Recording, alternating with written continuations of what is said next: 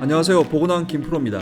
오늘은 베인앤컴퍼니에서 공개한 패션 리테일의 합리적 프로모션 운영에 대해 준비하였는데요. 큰 폭의 할인으로 판매량을 높이는 것이 무조건 좋은 방식인지 아닌지 보고 드리겠습니다.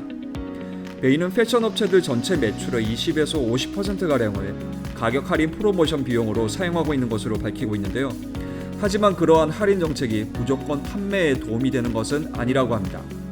미국 소비자 3만 명을 대상으로 한 설문조사에서 가격 할인이 패션 카테고리 전반에 걸쳐 부정적인 모습을 나타내고 있는데요. 하지만 에브리데이 로우 프라이스 정책에 대해서는 만족하는 모습을 조사 결과 확인하였습니다.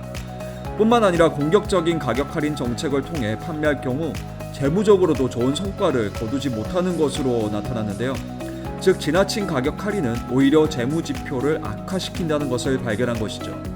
표를 보게 될 경우 EDLP를 추진한 브랜드는 가격 할인을 강하게 추진한 브랜드에 비해 주가, 연평균 성장률, 마진 모두 높게 나타난 것으로 데이터 분석 결과 나타났는데요. 예를 들어 20에서 30% 가격 할인 프로모션을 진행하게 될 경우 7%의 매출 상승 효과가 발생하지만 재무적 부작용에 따라 궁극적으로 3%의 재무 손실을 가져오는 것이죠. 물론 가격 할인 프로모션을 진행하지 않을 경우 마진과 별개로 매출 하락이라는 손실을 걱정해야 하는데, 그렇다면 마진을 고려한 합리적인 가격 할인 전략을 어떻게 구사해야 할까요? 결론을 말하자면 데이터 분석을 통해 재무적 ROI가 가장 높은 할인 범위가 5에서 10%인 것으로 나타났는데요.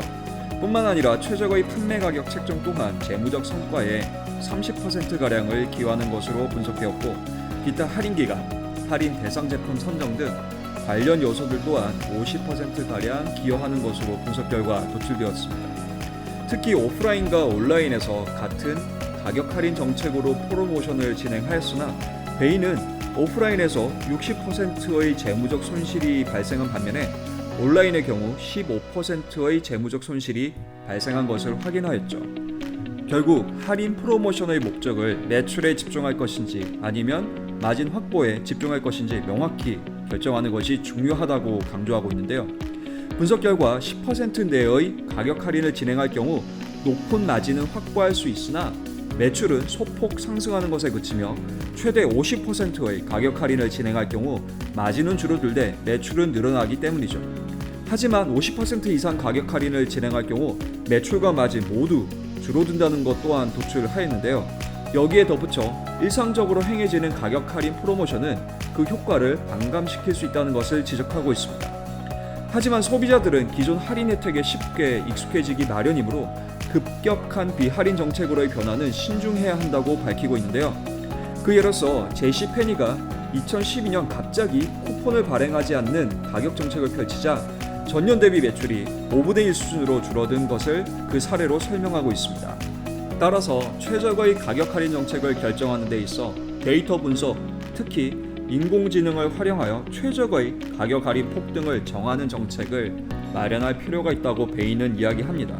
중국의 모 브랜드는 600개 제품에 대해 파일럿 형태의 프로모션을 진행하였고, 그 결과 파생된 데이터를 인공지능을 통해 분석, 최적의 할인 정책으로 24%의 마진 상승 효과를 거둘 수 있었다고 하면서 베인은 가격 할인 전략을 구사하는 데 있어 선진화된 데이터 분석 툴의 도움을 받아 정책을 결정해야 한다고 강조하고, 현재 그러한 인공지능 기반의 분석 툴을 이용할 수 있는 여건이 조성되었으므로 데이터 분석에 기반한 가격 할인 전략으로 재무적 성과를 거둘 것을 권고하고 있습니다. 소비자든 기업이든 싼 게 비지떡일 수 있네요. 이상 보고난 김프로였습니다. 감사합니다.